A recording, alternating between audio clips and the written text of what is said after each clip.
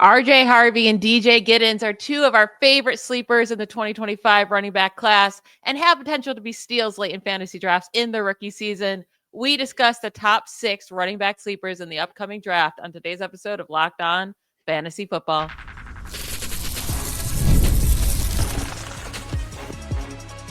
You are Locked On Fantasy, your daily NFL fantasy podcast. Part of the Locked On Podcast Network, your team every day. Welcome into the Locked On Fantasy Football Podcast. I'm one of your co-hosts, Michelle Magdziuk, and when I'm not doing this, I'm a researcher and fantasy analyst with NFL Network. I'm your other co-host, Vinnie Iyer. I'm not doing this. I'm writing about NFL, fantasy, and the draft for sportingnews.com. Can't believe it's finally here. It'll be here on Thursday.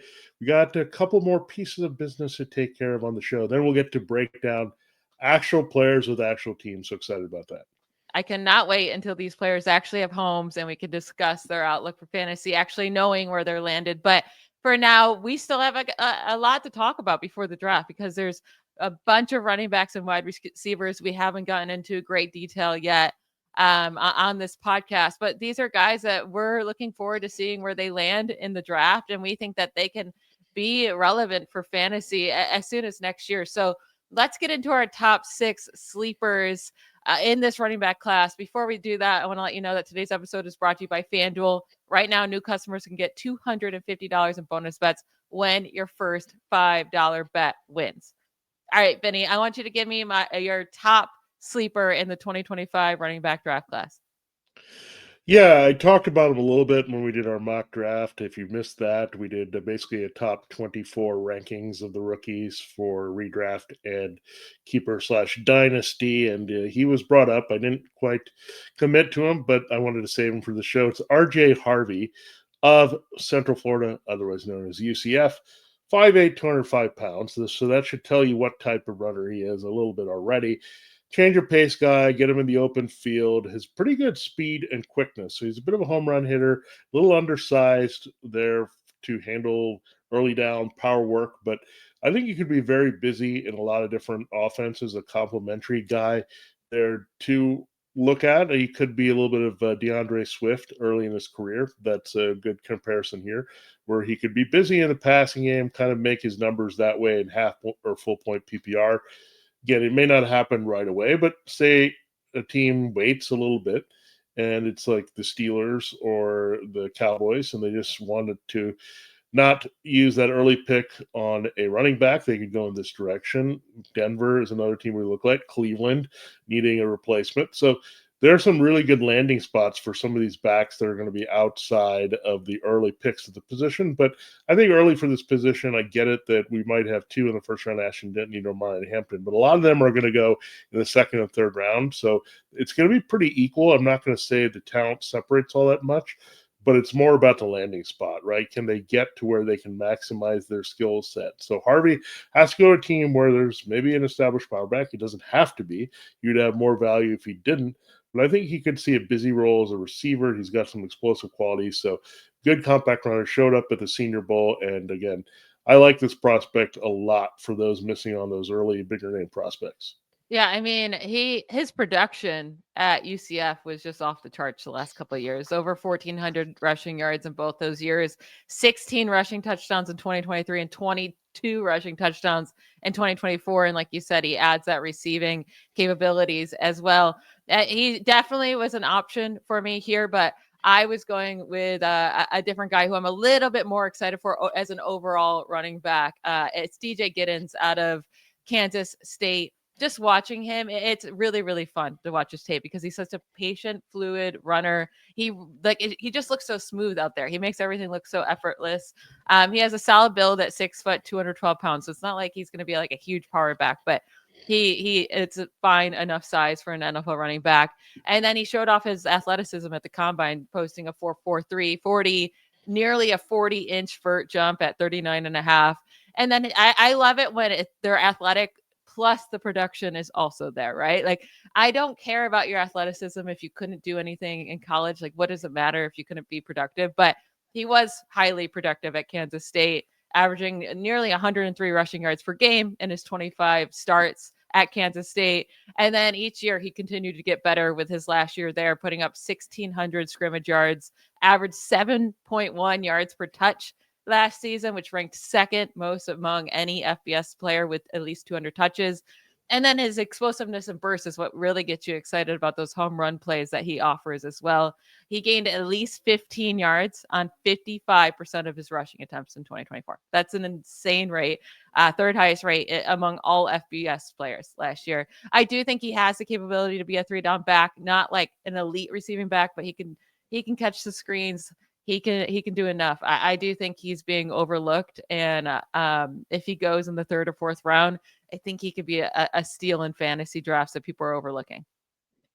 Yeah, the one thing we're going to watch, and I mentioned a lot of teams for these running backs, another one that could really come into play here, based on the latest rumor of Ashton Genty going to the Jaguars at 5, would be the Raiders. And all of a sudden, you had described Giddens. I was like, yeah, this is a good Chip Kelly type back where you can get an open field and also some qualities that Pete Carroll likes, right? In that Marshawn Lynch vein of being a patient, but a power runner with some burst. So there's some qualities that both those coaches, the offense coordinator and the head coach in Las Vegas, would really covet for this player. So again, landing spot is the second thing we're looking at, but it's pretty critical when you look at all these talents. They're similar here where they land. But yeah, that's why we're putting these guys on the radar, because again, they could end up in a really good spot and there to produce. So again, where would you like to see Giddens go ideally if it's not the Raiders?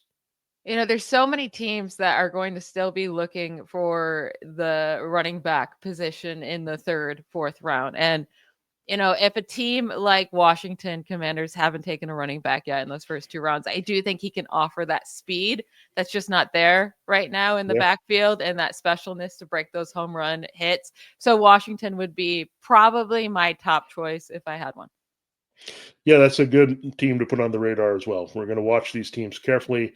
Anybody that drafts a running back in round 1, 2, or 3 in the first 2 days, pay attention. That player could really take off and be special in fantasy. And we've seen it happen time and time again. So these are just the beginning of our running back sleepers. We have 4 more to talk about. These guys could go anywhere from a middle of day 2 into day 3, but they all have a potential to be steals wherever they're taken. So we'll get into 4 more of those guys after we take a quick break. All right, this episode of Locked On Fantasy Football is brought to you by FanDuel Sportsbook, and I know there's a lot of exciting action here coming with the draft. Everyone's wondering, what are the best odds to go for all these players? Well, that's just part of it. We just also know the backdrop of this is the NBA playoffs. They're here to stay here pretty soon, and FanDuel is giving you new customers an incredible way to get in on the action. This is a good time of the year. Right now, when you join FanDuel and place your first $5 bet, you'll get $250 in bonus bet if your bet wins. That's great because not only do you have the NBA in playoff mode, getting to the real heat of getting closer to the championship, you also have the NHL. And again, you can look at some draft props as well. Check it out. FanDuel makes betting so easy, whether it's picking your favorite team or diving into those props. From 3-pointers to steals to assists to where players are going to get picked, FanDuel has so many ways to bet your favorite teams and players. After the game tips off, you can even combine live prop bets into a same-game parlay for a chance to win big. A lot of those to go after during the playoffs. Don't miss out. Head to FanDuel.com and claim your $250 in bonus bets today. Again, that's only at FanDuel, the official betting sponsor of the NBA. All right, Michelle, it is time to continue the show, and we'll let you go first this time. Again, we went with RJ and DJ as our favorite sleepers. Who's your next sleeper that we should all be paying attention to for their fantasy landing spot? Yeah, this honestly might be my favorite one. It was so hard to choose between DJ Giddens and Jarquez Hunter from Auburn. Jarquez Hunter is another running back who just found increasing success each year of his college career. And then as a senior at Auburn, he posted career highs with 1,200 rushing yards and 8 rushing touchdowns. The thing with him is he never really got a huge workload. 187 carries this past year was the most he ever had. In his junior year, 159 carries, his sophomore year, 104, and then his rookie season freshman season, only 89. So he never got that opportunity to get that huge workload to put up insane numbers, but the workload he did get, he was highly, highly efficient with. He averaged 6.4 yards per carry in 2024. That was tied for the 5th most in the FBS. And then even despite only having 186 carries on the season, he still had the 8th most carries of 10 plus yards last season. 42 of his 186 carries went for at least 10 or more rushing yards. He offers great burst, balance, toughness as a runner, and he's more than an adequate pass catcher. So if you play in PPR leagues, that would be great for him too. His biggest knock, besides the the limited work in college, is that he's only 5'9", 204 pounds. But I feel like the NFL's changing lately in that aspect, where we're seeing a lot of running backs with smaller frames start to thrive as lead backs in the NFL. We had Bucky Irving. He's listed at 5'10", 195 pounds. Jahmyr Gibbs listed at 5'9", 202 pounds. Kyron Williams, 5'9", 202. Devin Achane, 5'9", 188. Like, all of these guys with smaller builds, but they're shining in their NFL career. And then when you look at their college production, and at least Bucky Irving, Jahmyr Gibbs, and Devin Achane, none of them had over 200 carries in a single season in college either. So that doesn't mean they can't handle it, because they all can handle a big workload in the NFL. So I'm really excited to see where Hunter lands. I do think he could be this year's Bucky Irving if he goes to a team that has, a chance to beat out the lead back, like Bucky Irving had a chance to beat out Rachaad White. I'm thinking like there's options out there where he can win the fight, or if Dallas waits a bit to take a running back, I mean, he's going to beat out Javonte Williams and Miles Sanders, I think. So Dallas would be a real interesting spot for him. Yeah, this is the next running back after one of my favorites that's kind of faded. Looks like they're definitely going to replace him in Jacksonville as an option behind Travis Etienne Jr. Tank Bigsby came from a similar system, obviously, in Auburn. Different maybe philosophies there in the way they use the backs. But I do like Hunter quite a bit. He's very strong for that frame. And look, if these smaller running backs, I think we forget about Frank Gore. He was built like this as a loaded ground power guy, and he was very productive for many years, not just in fantasy, but working his way to prolific yardage into the Hall of Fame. So when you look at that, I think there's a lot of those Frank Gore types also, and Hunter kind of reminds me of him. Just kind of will get in between the tackles, do the dirty work, but also has a little bit of burst as well. So I like that pick. Any of these guys that can finish pretty well and make some big runs as well, we want to definitely invest in them in fantasy, because that's how you get the points. You rack up those yards and touchdowns in a complementary system, even if you're not the workhorse. So a lot of good stuff there from you on Jarquez Hunter. Now I'll get into my next guy.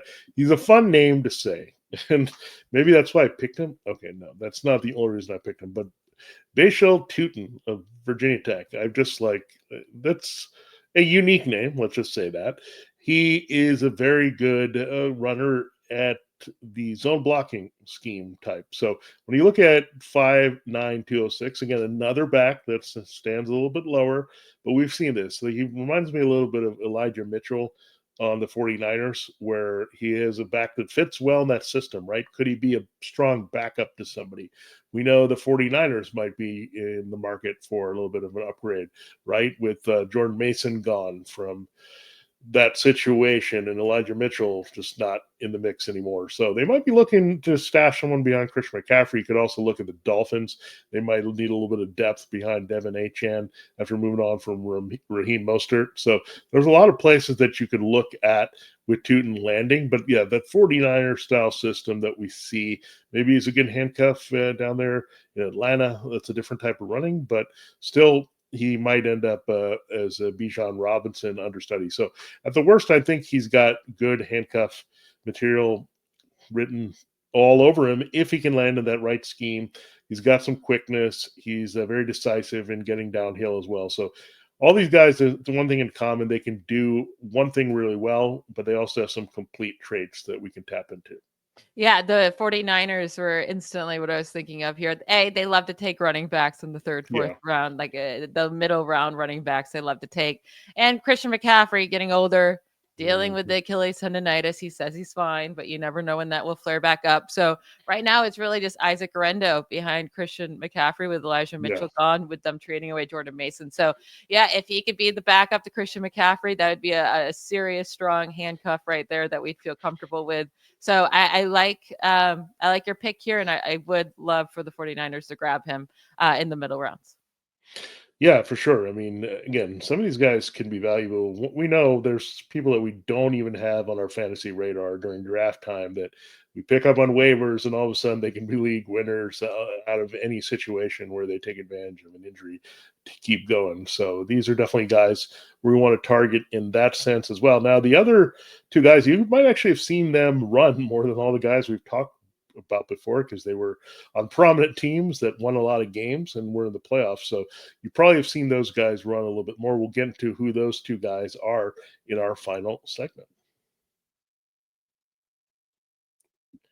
All right, this episode of Locked On Fantasy Football is also brought to you by Amazon Fire TV. Did you know that your Fire TV is also an Xbox? Turn any TV into your gaming and entertainment hub with Fire TV Stick 4K devices. No console required. Just grab your paired controller, subscribe or sign into the Xbox Game Pass Ultimate with EA Play included, and you're ready to play. Dive into hundreds of premium titles from EA Sports College Football 25 to Call of Duty Black Ops 6 and Avowed as easily as you stream your favorite shows. It's gaming made simple. It's all on your Fire TV.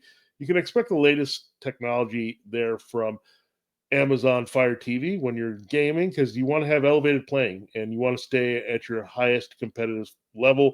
And that's going to be right there for you. And endless entertainment comes with it. 4K streaming, great to watch any show or movie in that. There's more than 1.5 million options to choose from, services that you're familiar with: Netflix, Prime Video, Disney Plus, and the like. And affordable and portable gaming. It's easy to take on the go and gives you a good deal, especially when you're trying to satisfy a lot of kids on the road and they're playing games and all that. So good value there. So check it out. Head to Amazon.com/Fire TV Locked On to get started. That's Fire TV Locked On, all lowercase, one word. Xbox Game Pass Ultimate subscription and compatible controller are required. It's available on select devices, including Fire TV Stick 4K. That's the second gen on that. Fire TV Stick 4K Max and the Fire TV Cube. Check it out. It's only gaming made simple and affordable and the best way possible there on Amazon Fire TV. All right, Michelle, it is time to close the show. And I actually was thinking about your guy, and we kind of did a mini draft on these sleepers so we could talk about 6 guys in total. But I really like your guy. And again, it does help that we have some history with this offense and this backfield doing pretty well in the NFL.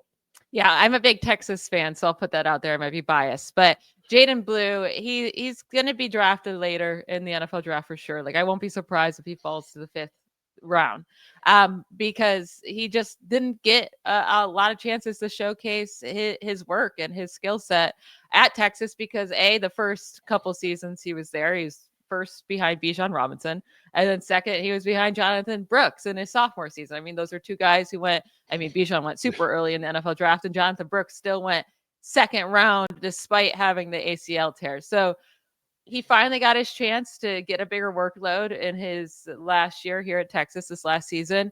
Put up over 1,000 scrimmage yards, nearly 1,100, 14 touchdowns. Only had 134 carries because he was splitting the backfield with Trey Wisner, but he was easily the most productive running back in this backfield, most efficient. He averaged 5.4 yards per carry, while Wisner only averaged 4.7.